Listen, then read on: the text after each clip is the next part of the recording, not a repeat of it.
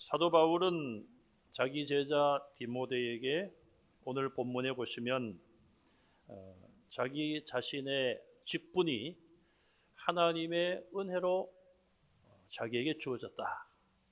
그것을 밝히고 있습니다. 바울은 이미 1장 1절에서 자기가 사도가 된 것은 하나님의 명령 때문이다.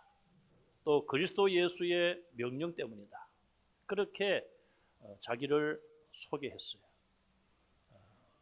지난번에도 말씀을 드린 것처럼 교회의 모든 직분은 내가 원하거나 또 내 계획이나 내 뜻에 의해서 내가 직분자로 섬기는 것이 아니라 바울 사도의 고백처럼 하나님의 뜻과 계획 속에 하나님의 때가 되어서 하나님이 부족한 나 자신이지만 하나님이 그래도 하나님의 일꾼으로 쓰신다. 이런 믿음을 우리가 가져야 되는 것이죠. 가끔 교회 안에 어떤 선출직 중에 그런 말씀하는 분들이 있어요. 나는 뭐가 뭔지도 잘 모르는데 내가 원해서 직분자가 된 것이 아닙니다. 그것은 어떻게 보면은 그 직분에 대해서 내가 별 관심도 없고 내가 좀 불충하더라도 이해해 주십시오. 그런 뜻으로 말씀을 하실 수가 있는데, 그런데 각도만 조금 다르지 사실은 그 말씀이 맞는 거예요. 바울의 이런 기록한 성경을 보면은 내가 선택하고 내가 원한 길이 아니란 것이죠. 하나님의 뜻과 예수 그리스도의 부르심, 하나님의 명령, 예수님의 명령, 바울은 1장 1절에서 그렇게 표현을 했죠. 그래서 내가 직분자가 된 것이다. 내가 선택한 것이 아니란 거예요. 그렇다면 우리는 내가 원하지 않았는데 이런 직분을 받았다. 그렇다고 해서 나는 그 직분에 대한 애착도 없고 충성할 생각도 없습니다. 그런 부정적인 자세가 아니라 하나님의 뜻이기 때문에 내가 부족한 사람이고 또 어떻게 생각하면은 그 주님 주신 사명에 충성하는 것이 어려운 것임을 알기 때문에 나는 그 길을 가기를 좀 꺼립니다. 그런 생각이 있더라도 하나님의 명령에 나는 순종하겠습니다. 그렇게 순종의 길을 걸어가는 것이 주님을 기쁘게 하는 것이죠. 그래서 사도 바울은 오늘 본문에서 먼저 자신의 직분에 관하여서 기록을 하고 있습니다. 자기 직분과 연결해서 바울은 오늘 본문에서 무엇을 기록합니까? 첫째는 예수님께 감사하고 있어요. 그리스도 예수께 감사하는 이유가 무엇입니까? 나를 충성되이 여기셨다. 그렇게 말하고 있어요. 사실은 바울이 예수님 만나기 전에, 예수님이 오셔서 그를 만나 주시기 전에 사울이었을 때에 그는 성도들을 핍박하고 죽이는 데 앞장선 사람이에요. 교회를 무너뜨리는 데 앞장선 사람이에요. 누가 그런 사울을 장차 이방 나라의 하나님의 일꾼으로, 복음의 일꾼으로 쓰실 것이다. 아무도 그런 예측을 한 사람은 없었습니다. 그런데 예수님은 그렇게 사울이 싫어하고 박해했던 바로 그 예수님, 예수의 이름, 또 예수를 믿는 자들이 모인 교회, 그렇게 사울이 싫어하고 박해를 했는데 바로 그 박해의 장본인으로 볼 수 있는 예수님께서 그 당사자인 사울을 찾아가신 거예요. 사도행전 9장에 보면은 그런 내용이 나와 있습니다. 그런데 놀랍게도 예수님이 왜 사울을 찾아가셨는가? 거기에 대한 어떤 배경적인 설명이 사도행전 9장에는 나와 있지 않습니다. 나중에 결과적으로 이 사울이 바울이 된 이후에 그가 은혜를 받고 구원을 받고 또 이방인의 사도라는 그 직분을 받고 깨달은 것을 성경에 그가 기록을 했는데, 그걸 보면은 왜 예수님이 사울을 찾아왔는지 알 수가 있습니다. 그러나 예수님이 다메섹 언덕에 다메섹 도상에 나타나실 때에 내가 사울을 만나서 어떻게 하겠다, 그런 배경은 전혀 나오지 않는 것이죠. 사실은 사울이란 그 박해자를 부활하신 주님이 친히 찾아오실 이유가 어디에 있습니까? 사울이란 사람이 그렇게 성도들을 죽이고 교회를 무너뜨리는 데 앞장서고 있었다면 예수님은 그의 생명을 그냥 거두어 가시면 되는 것입니다. 그리고 그가 행한 대로 심판받도록 하시면 되는 거예요. 그래도 사울은 할 말이 없지 않겠습니까? 자기가 저지른 죄의 값을 치르는 거니까, 심은 대로 거두는 것이니까. 성경의 모든 부분이 다 그렇습니다. 사람이 어떤 죄를 범했습니다. 그럼 그 죄에 대하여 하나님이 죄값을 물으시고 징계를 내리셔도 죄인의 입장에서는 사실은 입이 10개라도 할 말이 없는 것이죠. 왜? 하나님의 계명과 법을 어겼으니까. 그런데 우리 하나님은 그런 공의의 하나님만이 아니라 사랑의 하나님을 우리에게 말씀하고 있어요. 이런 사울이란 청년, 그냥 예수님이 구태여 부활 성천하신 주님이 구태여 왜 그런 핍박자를 일부러 그렇게 귀하신 예수님이 찾아가실 필요가 있는가? 그런데 예수님은 그렇게 하셨다는 것이죠. 사도행전 9장 3절에 보시면 이렇게 말을 합니다. 사울이 길을 가다가 다메섹에 가까이 이르더니 호련히 하늘로부터 빛이 그를 둘러 비추는지라. 땅에 엎드러져 들음에 소리가 있어 이르시되 사울아 사울아 내가 어찌하여 나를 박해하느냐. 그렇게 사울이 싫어하고 예수 믿는 자를 핍박한 그 주인공인 예수님께서 사울을 찾아오신 것이죠. 부활하신 주님이 왜 사울을 찾았는지 배경 설명이 사도행전 9장에는 나와 있지 않지만 결국 사도 바울이 그것을 앞으로 깨닫게 되었죠.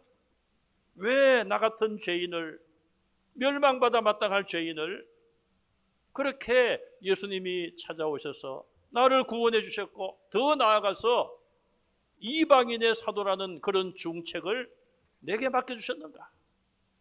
그 이유가 무엇입니까? 다른 이유는 전혀 없습니다. 그래서 오늘 본문에 보시면은 나를 충성되이 여기셨다. 이게 어떻게 보면은 잘 이해가 안 되는 부분이에요. 지금 사울은 그 당시 주님이 찾아왔을 때 사울은 어떤 일에 충성했습니까? 성도들을 박해하고 교회를 무너뜨리는 그 일에 충성하고 있었던 거예요, 사실은. 그러면 바울은 나를 충성되이 여기셨다 이런 고백을 왜 하고 있습니까? 사울 자신도 다른 사람도 전혀 앞으로 이 사울이라는 사람이 변화되고 이방인의 사도로 쓰임받을 것이라는 상상조차 못했는데 우리 예수님은 그걸 아셨다는 것이죠. 예수님은 이방인의 사도라는 그런 직분자로 사울을 예정해 놓으셨다는 것이죠. 다른 사람들 그 누구도 알 수 없는 그것을 우리 주님은 이미 알고 계셨고 그래서 하나님의 전지하심, 전능하심을 우리가 엿볼 수가 있는 것이죠.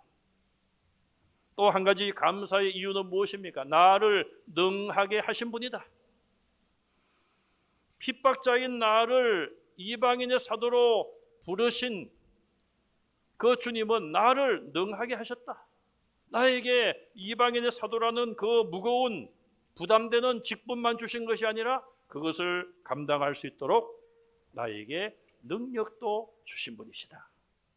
그것을 이 바울이 나중에 깨닫고 오늘 본문에서 기록을 하고 있는 것입니다. 바울의 이런 체험을 우리가 생각해 볼 때에 이건 어떤 바울 개인의 어떤 그런 고백과 이야기로 그치는 것이 아니라 오늘 우리 자신들에게 적용이 돼야 돼요. 하나님께서, 예수님께서 내가 어떤 자리에 있었을 때 나를 하나님의 자녀로 부르셨는가? 어떤 상황에 있을 때에 나를 직분자로 부르셨는가? 사울처럼 핍박하고 교회를 무너뜨린 일에 앞장선 그런 일은 아니었겠지만, 그러나 우리 모두는 다 부족하고 연약한 자리에 있었던 것이 분명하죠. 그럼에도 불구하고 5년, 10년, 20년 후에 나를 주님이 아시고 나를 그때 이렇게 쓰시려고 그때 나를 부르셨구나. 그래서 오늘 나를 충성되이 여기셨다, 나를 능하게 하셔서 감사한다, 이런 고백이 저와 여러분들의 고백이 되기를 간절히 바랍니다. 또 바울은 자기의 직분과 관계하면서 신앙적인 간증을 하고 있습니다. 간증은 먼저 과거를 회고하고 있어요. 우리가 모든 사람들의 간증을 들어보면은 제가 옛날에 주님을 만나기 전 이런 사람이었습니다. 은혜 받기 전에는, 성령 받기 전에는 제가 이런 부족한 사람이었습니다. 그런 그 당시 시점에서 과거를 반드시 이야기합니다. 바울도 다를 바가 아니에요. 그는 자기의 과거를 뭐라고 말합니까? 13절에 세 가지로 자기를 소개하고 있습니다. 내가 옛날에는 비방자였습니다.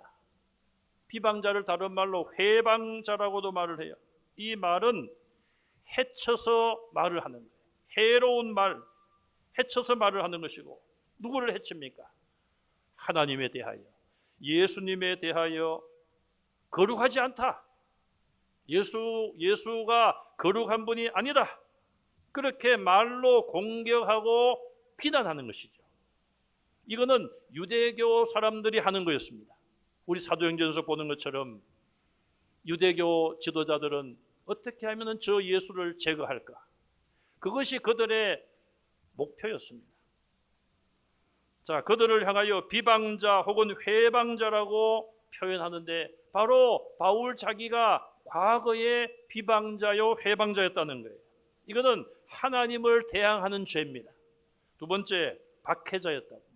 박해자는 따라다니면서 괴롭히는 것입니다. 무기로 말하면 미사일 같은 거예요.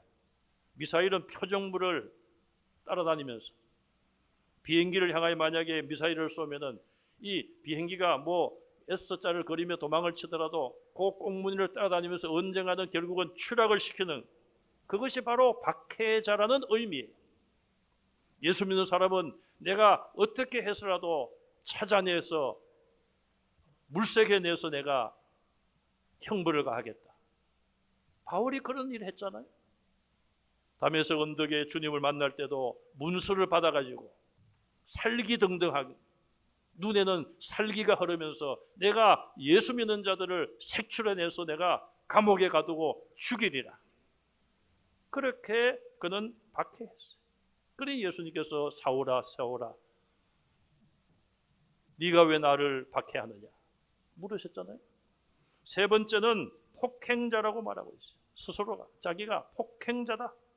이거는 악의를 품고 다른 사람을 경멸하고 인권을 유린하는 행위를 말합니다. 고문이라든지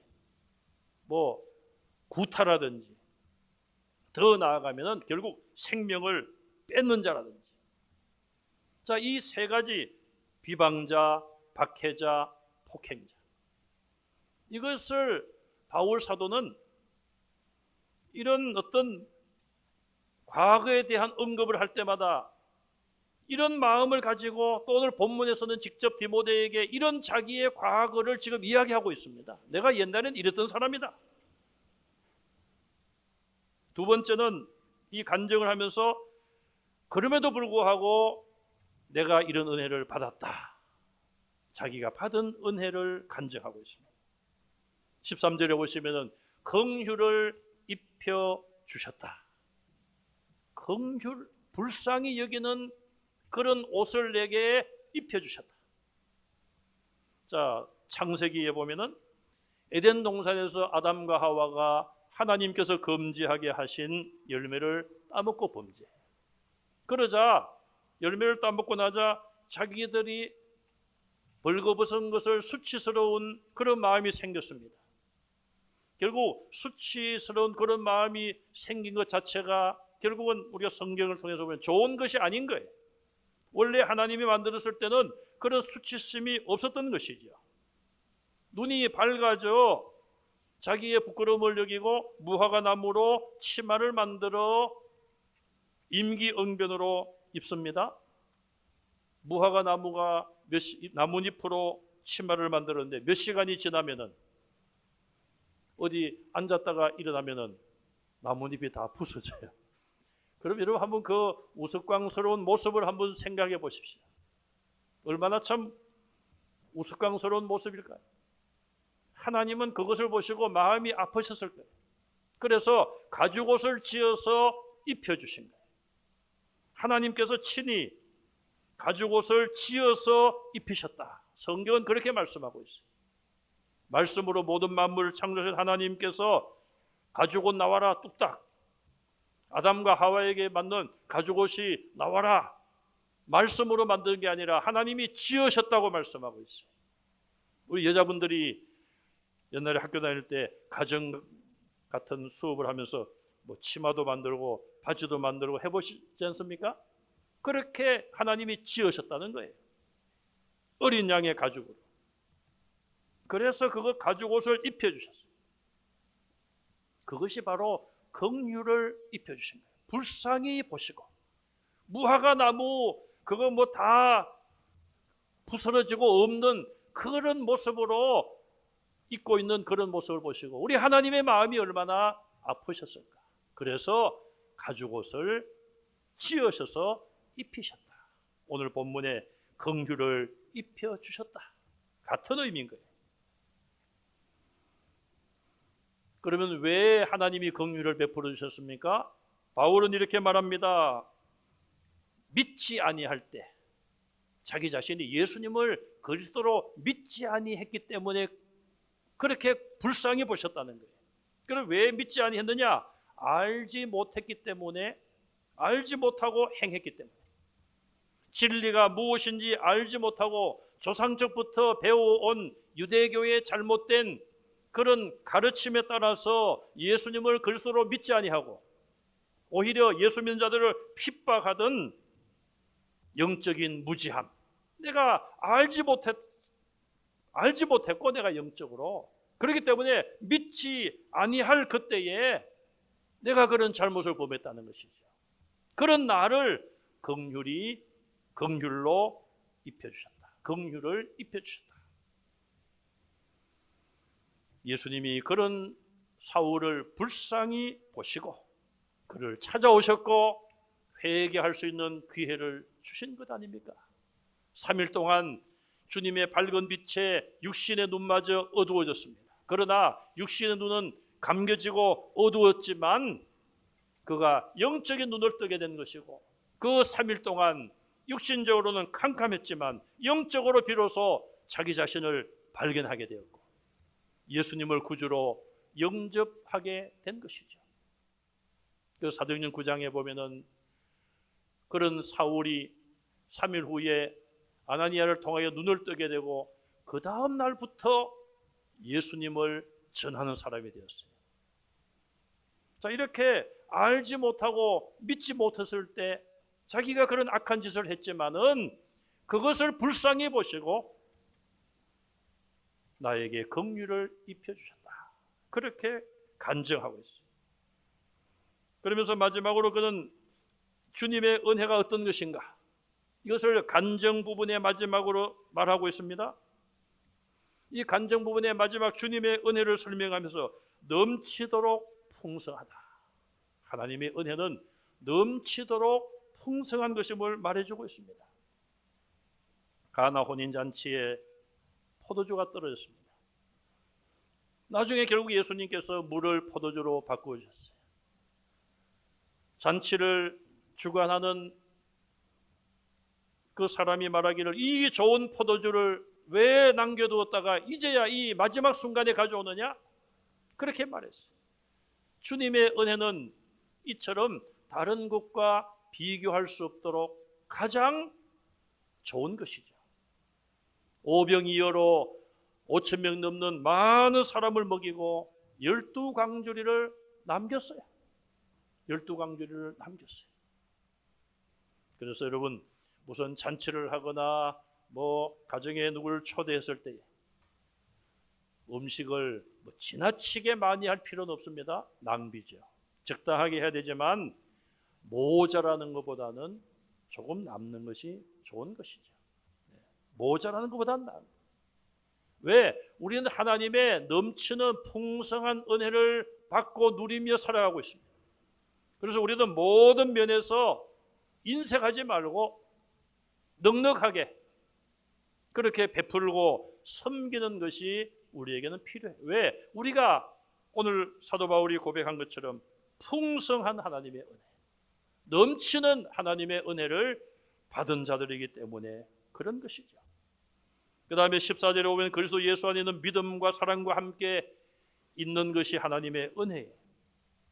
예수님을 진심으로 믿고 또 그 사랑을 내가 깨닫고 그 사랑으로 실천하다가 보면 주님이 주시는 풍성한 은혜를 내가 누릴 수 있는 것이고, 또 그런 은혜를 받은 자로서 조금이나마 은혜를 사람들에게 나누어 주는 삶을 살 수 있는 것이죠.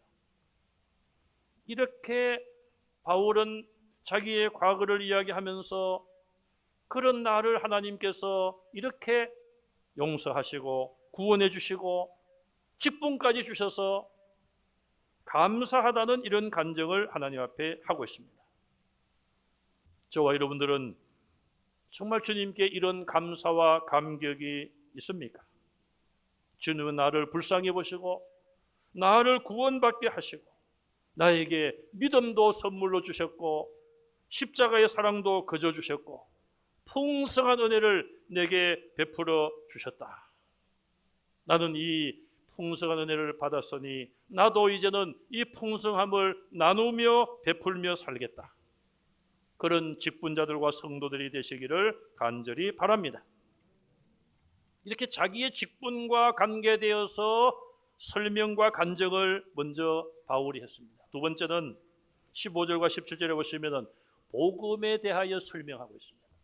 왜냐하면 자기의 직분이 복음과 연관되어 있는 거예요.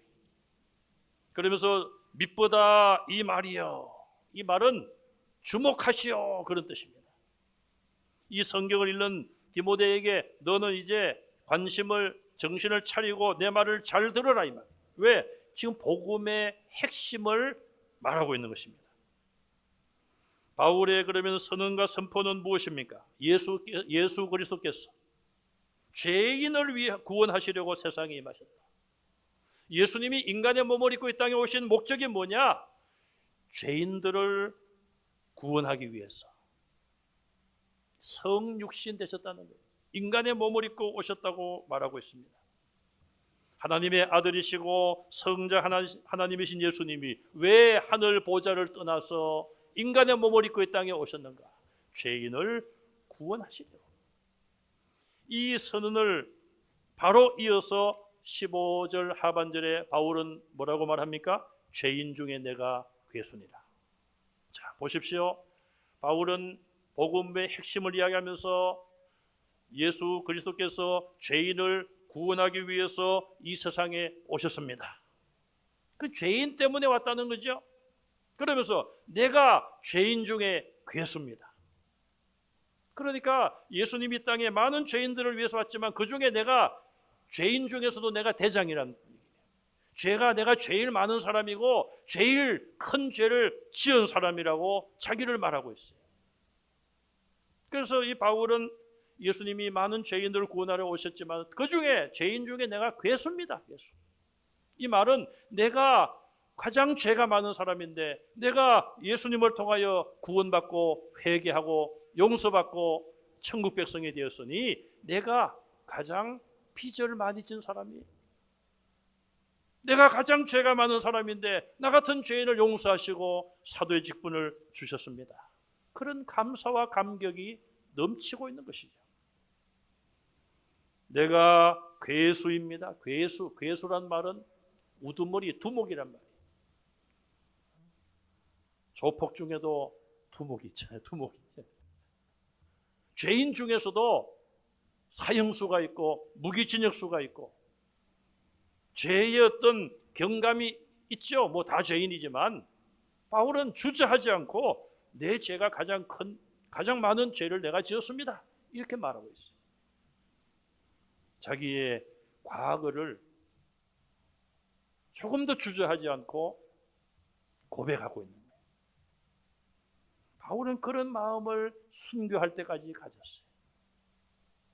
그가 나중에 뭐 능력을 행하고 죽은 유두고까지 살리고 그런 기적을 행했다고 해서 바울은 내가 이 정도 되면 이제 사도 중에서도 제일 큰 사도고 능력도 가장 많이 행한 사도고 폼을 잡을 만한데, 바울이 끝까지 그렇게 하지 않은 이유는 바로 오늘 본문의 이 말씀, 나는 죄인 중에 괴수입니다. 그 중에 내가 괴수입니다. 그 생각을 조금도 잊지 않았다는 것입니다. 우리가 하나님의 은혜를 받고 주님 사랑합니다, 나를 이렇게 사랑해 주시니 감사합니다, 내 기도에 응답을 주시니 감사합니다, 나 같은 죄인인데 주님이 나를 위해서 십자가에서 대신 죽으셨다니요, 그게 웬 말입니까? 웬 말인가 날 위하여. 그런 찬송을 부를 때 우리가 감격하고 감동하여 정말 바울과 같은 이런 생각을 가질 때가 있어요. 그런데 시간이 지나면서 그런 감격과 감사를 잊어버리게 되면 우리는 또 과거로 돌아갈 수 있겠죠. 그런데 바울은 그렇게 돌아가지 않았다는 거예요. 마지막 세 번째로 바울은 사명에 대한 충성심을 고백하고 있습니다. 첫째로 바울은 자기가 긍휼을 입은 까닭은 무엇인가? 믿는 자들의 본이 되기 위한 주님의 뜻이라고 말하고 있어요. 왜 나 같은 자를 그렇게 용서하시고 긍휼을 입혀주셨는가? 많은 믿는 자들에게 좋은 본이 되게 하려고 먼저 일체 오래 참음의 본을 삼기 위해서 예수님이 나 같은 죄인을 위하여 끝까지 인내하시고 나중에는 찾아오셔서까지 나를 바꾸어 주시고 나를 이방의 사도로 세운 이유가 무엇인가? 결국은 믿는 자들에게 좋은 본이 되게 하시려고 나를 그렇게 바꾸어 주시고 불러주셨다고 고백을 합니다. 여러분, 좋은 본이 있으면은, 예수님 믿는 좋은 본이 있으면은 나중에 예수님을 믿는 자들이 예수님을 믿기가 좋은 것이죠. 저분처럼 믿으면 되겠구나. 좋은 본이 그래서 필요한 것이죠. 두 번째로 바울은 모든 존귀와 영광을 하나님께 올려드리며 충성을 다짐하고 있습니다. 바울이 충성하고 헌신하는 목적은 오직 하나님께 영광을 돌리고 존귀함을 돌리는 목적이었습니다. 새로운 대통령이 이제 취임을 했습니다. 장관을 임명하죠. 그럼 장관은 어떻게 해야 되겠습니까? 임명자에게 충성을 다해야 돼요. 충성을. 그거 당연한 것이죠. 문 대통령의 어떤 비서관이 그런 얘기했습니다. 퇴임 후에 문 대통령을 공격을 하거나 그렇게 하면은 내가 물어버리겠습니다. 저는 그 이야기를 뉴스에서 보면서 자기가 사냥개인가 물개 누가 물리는가 하면 그 정도 되어야지 자기가 그래도 이렇게 지켜주고 도와준 상관에 대한 충성심을 인정받는 거 아니겠습니까? 옛날에도 또 그런 사람, 비슷한 사람이 있었죠.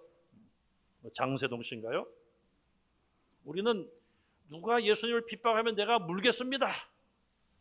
좀 사람에 대해서도 그 정도 하는데 우린 그 정도 해야 되지 않겠어요?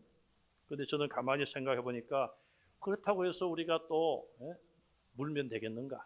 우리는 좀 더 한 단계 올라가서 나는 물리더라도 주님의 이름이 욕되는 것을 내가 물리더라도 나는 지키겠습니다. 그런 자세가 더 성숙하고 그 정도 되어야 안 되겠는가, 그런 생각을 해보았어요. 마지막으로 바울은 디모데에게 끝까지 선한 싸움을 싸우고 믿음과 양심을 지켜라, 이렇게 권면하고 있어요. 바울은 디모데후서에서 내가 선한 싸움을 싸우고 나의 달려갈 길을 마치고 믿음을 지켰다, 그런 고백을 남겼어요. 이제 자기의 사랑하는 제자요 영적인 아들인 디모데에게 너도 나처럼 선한 싸움을 끝까지 싸우라, 믿음과 양심을 지켜라, 그렇게 권면하고 있습니다. 바울은 자기가 걸어온 길이 세상적인 높임을 받는 것이 아님을 분명히 밝혔습니다. 예수님을 높이는, 나는 비록 핍박을 당하고 고난을 당하여도 예수님을 높이는 그 길을 걸어왔으니 디모데 너도 나를 따라오너라, 그런 말을 지금 하고 있습니다. 그러면서 중간에 포기한 사람을 소개합니다. 파선한 사람이라, 믿음에 대하여 파선한 사람이다. 믿음의 길을 오다가 신앙적인 양심을 따라오다가 그 모든 것을 중간에 포기한 사람, 20절에 보니까 후메네오와 알렉산더가 있다 그랬어요. 이들은 에베소에 있었던 대표적인 믿음의 파괴자들입니다. 그래서 그들을 내가 사탄에게 내어주었다. 사탄에게 내어주었다는 말은 출교했다는 거예요. 출교는 다른 말로 하면 추방이에요. 교회에서 내보냈다는 거예요. 왜 교회에서 내보냈는가? 하나님의 이름을 모독하지 않게 하려. 여기 모독이란 말을 옛날 성경에는 하나님의 이름이 회방받지 않게 하려. 그들의 입술과 그들의 말과 행동을 통하여 하나님의 영광이 가려지고 하나님과 예수님이 욕되는 것을 더 이상 방치하지 않기 위해서 사도 바울이 그들을 추방했다는 거예요. 지금으로 말하면 출교했다는 거예요. 교회에서 내보냈다는 것입니다. 왜 그런 것이 필요한가? 만약에 그들이 교회 안에 있으면은 성도라는 타이틀을 가지고, 또 보통 일반 성도들이 그런 일을 하지 않습니다. 교회 직분자라는 타이틀을 가지고 교회를 어렵게 만들고 성도들에게 해를 끼치기 때문에 교회 전체가 어려움을 당하고 또 교회 전체가 그에 대한 책임을 져야 되는 거예요. 그래서 당신들은 이제 교회에서 나가시오. 당신들은 더 이상 교인이 아닙니다. 교회 지도자들의 말을 따르지 아니하고 성도들에게 이런 나쁜 영향을 끼치니, 물론 권면도 하고 그런 과정이 있었겠죠. 그래도 결국은 믿음과 양심을 포기했다면 교회는 그들을 교회 밖으로 내보낼 수밖에 없는 거예요. 왜? 그래야지만 교회의 거룩성을 지키게 되는 거예요. 아무리 우리가 훈련을 잘한다 할지라도 교회 안에 잘못된 자들이 회개하지 않고 계속 있다가 보면은 교회 전체에 악한 영향력을 끼치기 때문에 바울은 사탄에게 내어주었다. 교회에서 내보냈다. 교회에서 나가게 되면 이제 그들의 모든 행동에 대해서는 교회가 책임이 없다는 것입니다. 바울은 오늘 본문에서 자기 자신을 소개하고 자기의 경험과 받은 은혜에 대하여 간증을 하면서 직분을 주신 하나님과 예수님께 감사하며 찬송을 하고 있습니다. 그러면서 디모데에게 너도 나와 같은 마음으로 직분에 충성할 것을 권면하고 있습니다. 저와 여러분들에게도 바울의 이런 간증과 같은 그런 간증이 분명히 있습니다. 간증도 중요하지만은 말과 글로만 우리의 그런 은혜를 남기는 것이 아니라 끝까지 믿음을 지키고 하나님의 은혜에 대하여 끝까지 감사하는 마음으로 충성하는 것이 중요한 것입니다. 하나님 주신 직분에 대해서 우리가 감사히 여기고 또 끝까지 참고 인내하며 많은 믿는 자들에게 본이 될 수 있는 우리 모두가 되시기를 주님의 이름으로 축원합니다.